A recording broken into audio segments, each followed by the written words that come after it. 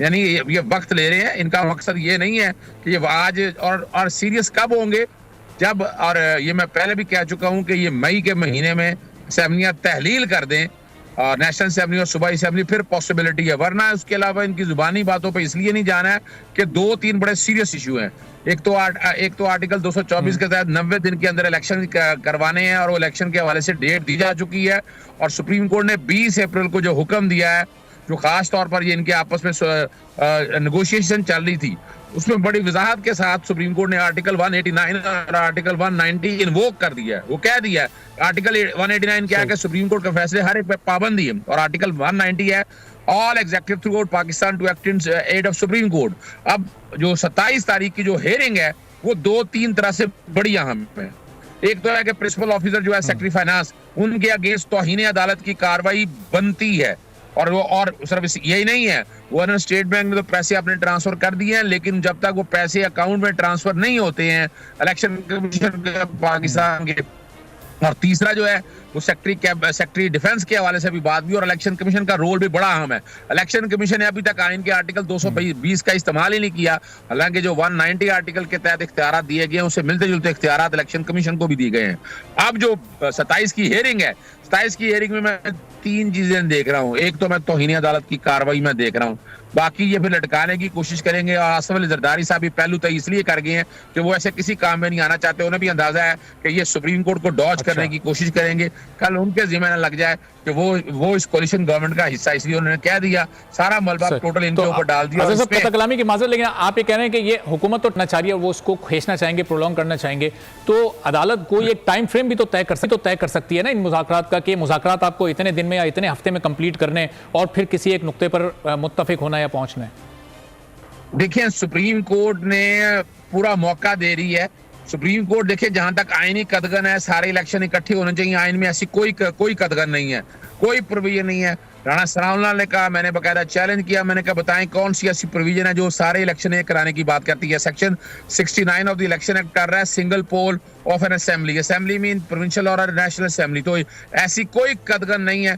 लेकिन supreme court ने, चूंकि सियासी जमातें सारी कह रही हैं कि इलेक्शन इकट्ठे हैं, तो वो आप यूं कह सकते हैं नब्ज भी चेक की जा रही है उनका, वो देखा भी जा रहा है कि वाकई अगर ये सियासी जमातें ये चाह रही हैं। वरना फिर दूसरा जो काम खतरनाक है, सिर्फ इस हद तक नहीं है कंटेम्प्ट की प्रोसीडिंग, इसमें कंटेम्प्ट की प्रोसीडिंग जो है आपका वजीर आजम के ऊपर, आपके वजीर खजाना के ऊपर, तमाम काबीना के जो अफराद हैं उनके ऊपर हो सकती है। और फिर जो रेजोल्यूशन पास की, जिसमें अब ये अभी जो कह रहे हैं ना एतमाद का वोट लेने के लिए, वो मैं शेख रशीद साहब की तरफ से एक बाकायदा पटिशन तैयार कर रहा हूँ सदर पाकिस्तान को, आइन के आर्टिकल 91 सब आर्टिकल 7 के तहत वजीर आजम के एतमाद का वोट, वो इसलिए एतमाद का वोट लेने की बात हो रही है कि मनी बिल जो है पास ना कर सके। इलेक्शन करवाने के लिए एक मनी बिल उन्होंने जनरेट किया, वो जनरेट करके नेशनल असेंबली ने वो पास ही नहीं किया, जिसका मतलब अक्सरियत इनके पास नहीं है। जब अक्सरियत इनके पास नहीं है तो इनका हुकूमत करने का इख्तियार कोई नहीं है।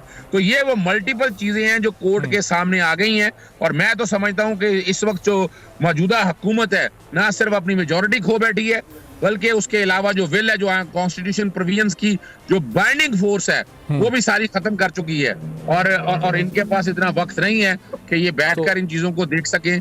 और ये एक बात हमें समझने वाली बात है, ये एतमाद के वोट वाला जो मामला है, ये एक सवाल मैं आपकी तरफ लेकर भी प्रोग्राम में आगे चलकर आऊंगा भी, लेकिन पहले जरा अपने नाज़रीन के लिए बड़ा वाज़े कर दूं कि मरियम औरंगजेब साहिबा यानी हुकूमत का जो मौक़िफ़ इस सिलसिले में सामने आया है, तो उन्होंने तरदीद किया और उनका ये बड़ा वाज़े कहना है कि कोई मुशावरत नहीं हो रही और इस सिलसिले में कहीं कोई लाहेअमल नहीं तय किया जा रहा, यानी ये अंडर कंसिडरेशन अभी है ही नहीं। तो ये हुकूमत का मौक़िफ़ मैंने कहा कि सामने रख दूँ अपने नाज़रीन के। फिर ज़रा फ़खर साहब से भी ये सवाल करते हैं। फ़खर साहब, ये क्या वाकई 27 अप्रैल से कुछ अगर कंटेम्प्ट की कार्रवाई किसी भी हुकूमती फ़र्द के खिलाफ होती है तो ये उल्टी गिनती शुरू हो जाएगी, ये फिर नुक्ता आगाज़ होगा समझें हुकूमत के काउंटडाउन का? बहुत शुक्रिया आपका। पहली बात तो मुझे अजहर सदीक आवाज़ जो थी वो बिल्कुल सुनाई नहीं दे रही थी कि उन्होंने क्या अपने ख्यालात का इजहार किया। अगर उनकी वॉल्यूम थोड़ी सी आप बढ़ा दें नेक्स्ट टाइम जब आप उनसे बात करें जी। तो जहाँ तक आपके सवाल का ताल्लुक है, जी, तो देखिए सुप्रीम कोर्ट ने जो अपना लास्ट ऑर्डर दिया है उसके अंदर आर्टिकल 189 और आर्टिकल 190 जो है उसका हवाला पहली मर्तबा दिया है। ख़ास तौर पर आर्टिकल 190 जो ये कहता है कि अगर सुप्रीम कोर्ट इसको नाफिज कर देती है तो फिर all executive and judicial authorities shall act in aid of Supreme Court. Supreme court के पास ये इख्तियार आ जाएगा कि वो वज़ीर आज़म के तमाम जो इख्तियारात हैं वो अपनी डायरेक्ट कंट्रोल में ले सकती हैं, डायरेक्ट कमांड में ले सकती हैं। एक चीज़, सुप्रीम कोर्ट के अब तक के जो ऑर्डर आए हैं उसमें सुप्रीम कोर्ट वाज़े तौर पर हुकूमत को ये बात कह चुकी है कि बज़ाहिर वफाकी हुकूमत ने डिसओबीडियंस अदालती फैसले की है, यानी कि नाफरमानी की है, हुक्म अदूली की है। दूसरा,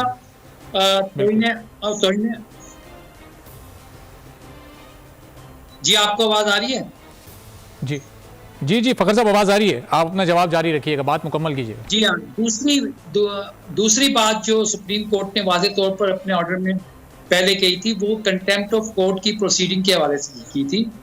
तो ये दोनों चीजें जो हैं वो सुप्रीम कोर्ट के सामने कमिट हो चुकी हैं, लेकिन सुप्रीम कोर्ट ने ये कहा था कि क्योंकि हमारा फोकस इलेक्शंस के ऊपर है, 21 अरब रुपए के ऊपर है, तो इसलिए अभी हम इस मामले में नहीं जाएंगे।